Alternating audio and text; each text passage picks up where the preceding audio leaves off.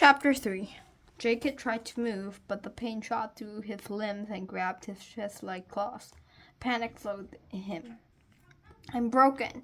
He tried to mew for help. "Hush, little one." Warm breaths stirred his fur, and a soft nose nuzzled his flank. He figured it must be Leafpool. Thought she sounded strange. Perhaps the thumping in his head was confusing him. Jacob knew he was in the cleft in the wall of the hollow that formed Leafpool's den. Moss softened the walls beneath him.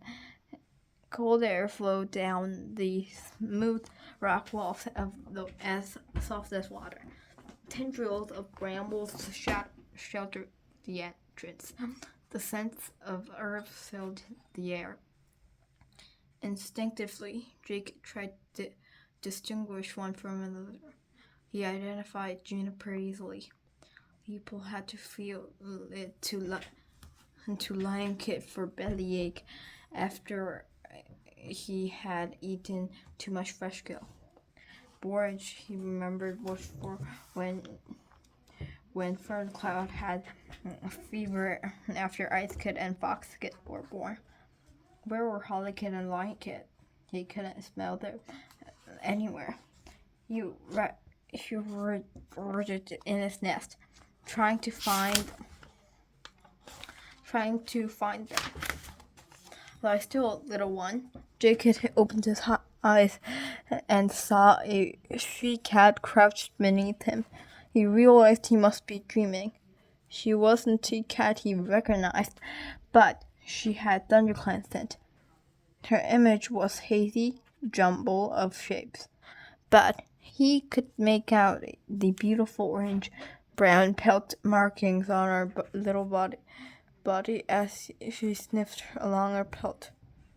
Her eyes were large and pale, one rimmed with darker fur than the other, and her mottled face narrowed to a soft white muzzle.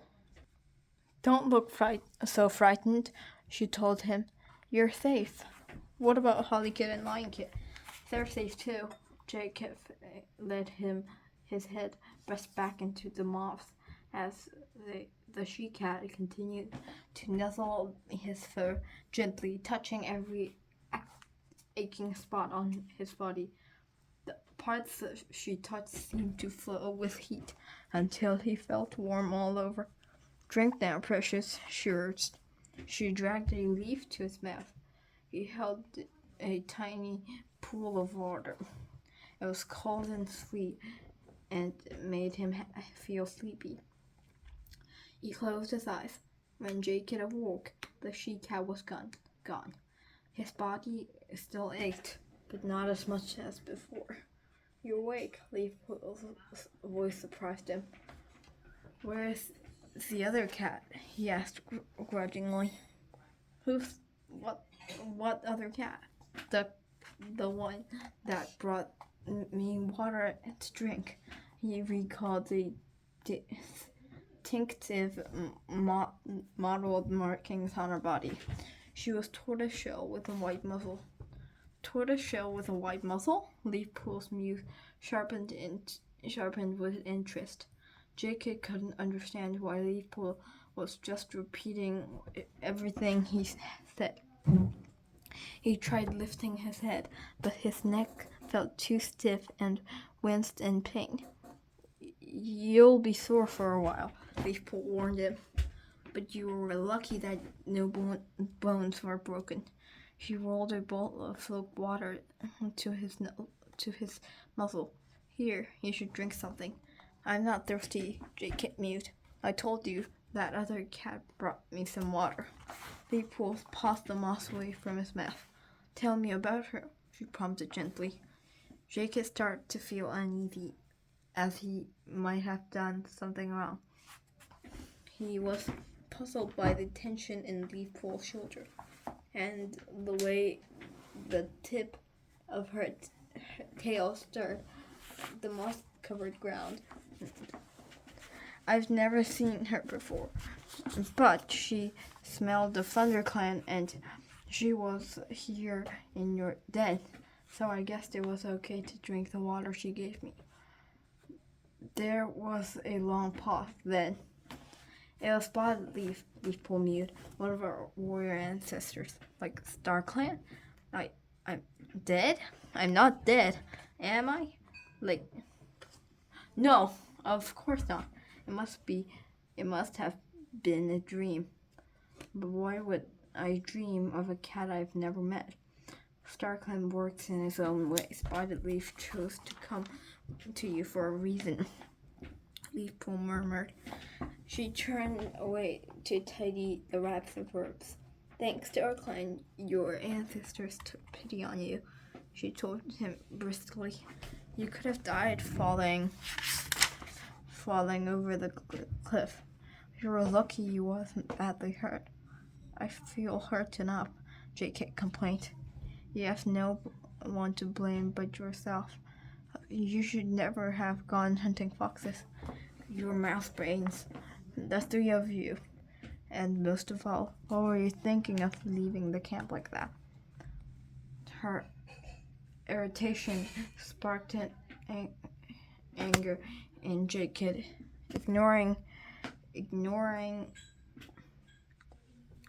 Ignoring his aching sniffs, he sobered to his paws and glanced at her. It's not fair, he sniffed. I should be allowed to do the same thing as any cat. None of you should have been outside the hollow, Leafpool pointed out. Holly Kid and Lion Kid have been in serious trouble with Firestar and Squirrelflight.